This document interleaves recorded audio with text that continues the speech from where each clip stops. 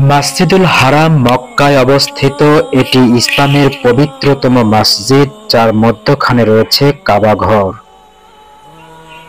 এটি মুসলিম উম্মার ঐক্যের প্রতীক। প্রতি বছর হজ পালন করতে এবং সারা বছর ব্যাপী ওমরা পালন করতে লাখো মুসলিম এখানে আসেন। মসজিদে নববী মদিনায় অবস্থিত। এটি ইসলামের দ্বিতীয় পবিত্র মসজিদ। এখানে সবুজ গম্বুজের নিচে মুহাম্মদ সাল্লাল্লাহু আলাইহি ওয়াসাল্লামের মাকবারা, যেটি মৃত্যুর আগে তাঁর বাসগৃহ ছিল।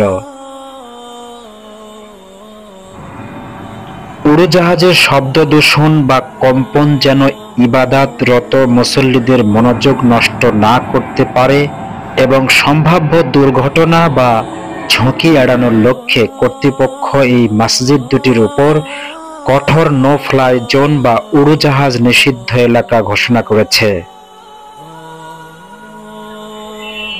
উড়োজাহাজ নিয়ন্ত্রণের জন্য আধুনিক রাডার এবং নজরদারি ব্যবস্থা ব্যবহার করা হয়। পাইলট, বিমান সংস্থা এবং এভিয়েশন কর্তৃপক্ষের মধ্যে সমন্বয় করে এসব বিধিনিষেধ মানা হয়। কোনো উড়োজাহাজ এই এলাকায় ঢুকলে কঠোর শাস্তির বিধান রয়েছে।